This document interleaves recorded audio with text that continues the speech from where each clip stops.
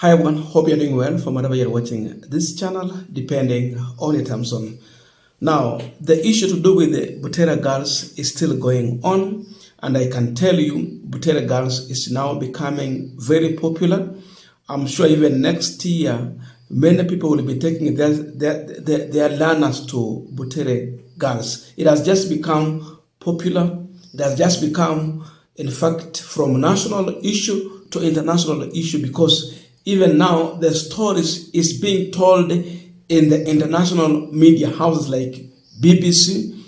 If you go to CNN, if you go to the Voice of America, they are talking about a school in Kenya that has frustrated the whole state to an extent being banned from performing.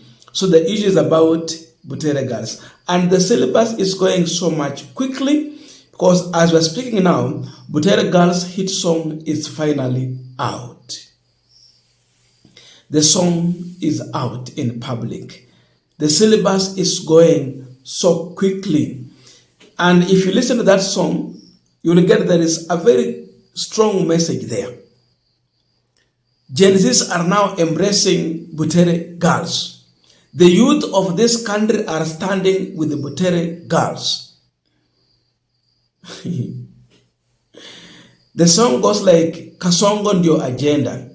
Big up to Butere girls for representing all Gen Zs all over the world and all over Kenya. Butere girls ndio member. So it means they are accepting Butere girls. Kasongo Ndio agenda. Echoes of war. Still number one. That is the song. So the issue of echoes of war is here. The act by Butere girls about the echoes of war, it really depicts the real picture of what Gen Zs in this country went through in the hands of the government when they unleashed unfriendly, merciless, inhumane police officers to deal with Gen Zs who are protesting. It was echoes of war. That when you have a child and the child complain about being hungry, the next thing you do is to descend on that child with the stones. That is what the government did to Gen Zs in this country.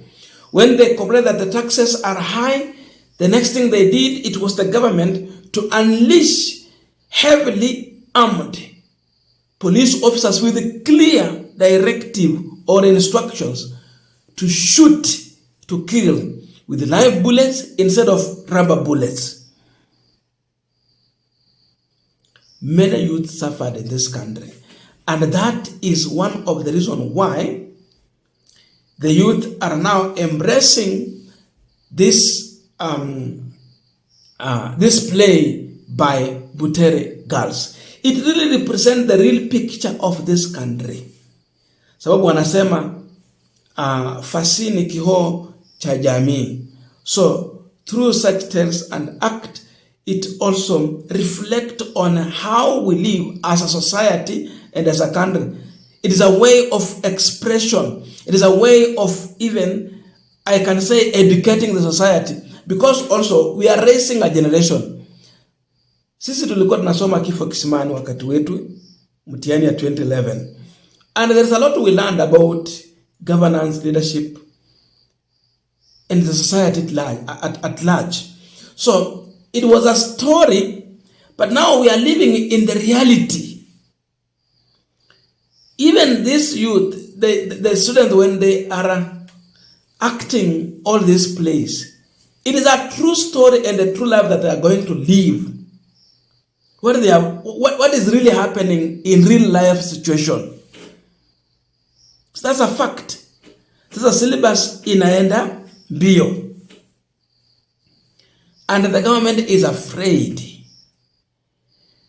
I was going to share this video here, but I'm afraid because our artists sometimes inakuwa ni shida when you share. Inakuwa ni shida kubwa sana, like what we have really faced in the past 3 months. So what I'm going to do is just to put a link to this video so that you can go and listen to the short video that has been shared online. So make sure you follow the link that I will put in the description box. And again, I'm going to put the same link on the in the comment section. It will be pinned there as the top comment so that you can now open the link, get the song, and listen to how the youth are rapping that hit song. Big up to Butere girls for representing all Gen Zs all over Kenya. Butere girls ni member. Kasongo Ndio agenda. Echoes of war still number one. So that is the really strong message in that song. So the issue is that Kasongo Ndio agenda.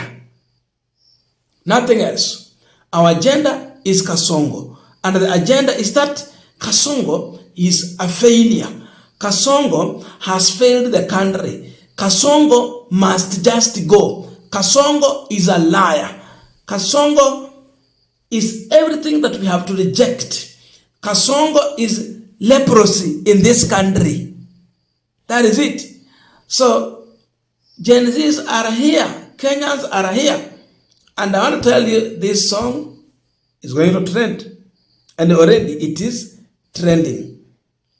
Yani maneno mengi wameongea, maneno mengi tumepitia ndani, na vijana wameandamana in every situation, in every aspect. Imagine when the finance bill was taken to the National Assembly, youth protested. They did not want the National Assembly to pass the finance bill. But it was passed. What did the youth discover? That the National Assembly is under capture. Who has captured the National Assembly? It is the executive. Who is in charge of the executive? It is Kasongo. So the problem is Kasongo, who has captured the National Assembly. That if you thought you can protest a National Assembly in their own wisdom to think independently, they don't think independently. It is Kasongo who thinks for them. Sasa ndio maana wanasema Kasongo ndio agenda, because he is the problem. He has captured National Assembly. When you go to the judiciary, you hear of some cases of individuals who have been appointed by Kasongo into position of power are being dropped. Who has captured our judiciary? It is executive. Who is in charge of this executive? Kasongo. Ndio maana wanasema Kasongo ndio agenda. The biggest problem we have in this country, when it comes to, everything, three arms of government in one basket. You go even to executive itself. We have the ministers and the ministries. When they go and sit as a cabinet, these ministers cannot discuss on serious matters and tell the government and tell the president the truth. What is the problem? The issue is that in this cabinet, the chair of the cabinet, in the name of the president, Kasongo, he is really giving directive on everything and he doesn't listen to anyone. He has become an advisor of himself. So who is the problem even in the cabinet itself? It is Kasongo. Ndio maana wanasema Kasongo ndio agenda.